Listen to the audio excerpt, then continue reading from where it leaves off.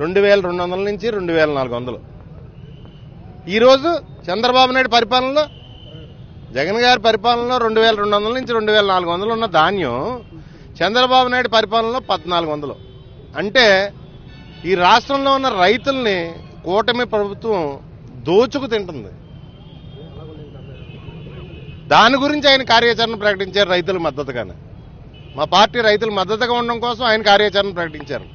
మీకు ఏమైనా దమ్ముంటే జగన్ గారు ఇచ్చిన మద్దతు ధరతో పాటు 2200, 2400 రేటు రైతులకు ఇవ్వండి. మీ మంత్రి ఏమంటాడు, మాకు చేత కావట్లేదని డైరెక్ట్గా మీ మంత్రి నాదెండ్ల మనోహర్ ఒప్పుకుంటాడు. మీ కూటమిలో మంత్రి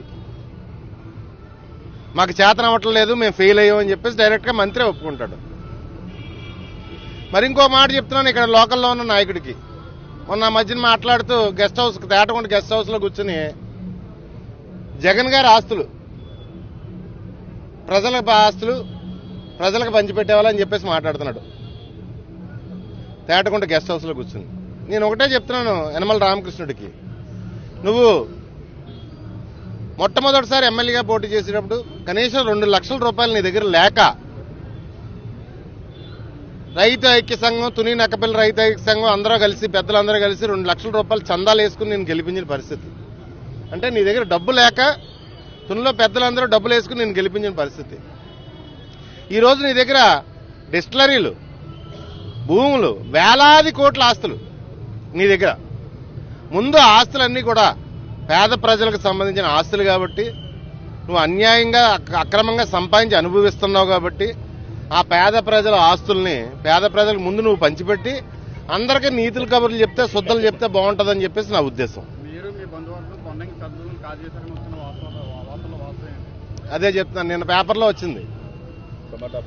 నేను 1940 టైం నుంచి మా కుటుంబం బంగారం వ్యాపారంలో ఉంది.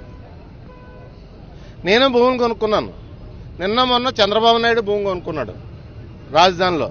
అలాగే మొన్న మధ్యన పవన్ కళ్యాణ్ కూడా పిఠాపురంలో 16 ఎకరాల భూమి కొనుక్కున్నాడు.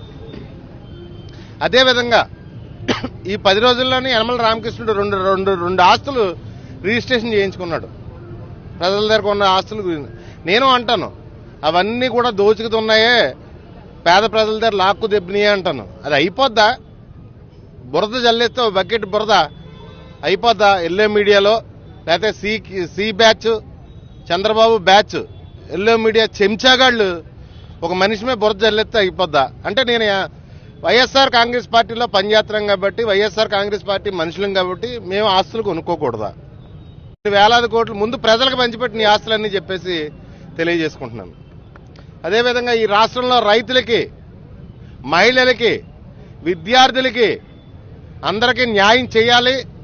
చేయకపోతే వైఎస్ఆర్ కాంగ్రెస్ పార్టీ కార్యాచరణ చాలా భయంకరంగా ఉంటుంది. చంద్రబాబు నాయుడిని హెచ్చరిస్తున్నాను. సోదరుడు అడుగుతూ నిన్న ఎల్లో మీడియాలో చంద్రబాబు నాయుడు చెంచా ఛానల్లోని మీ గురించి అడ్డదిడ్డంగా మాట్లాడతారని చెప్పడం జరిగింది.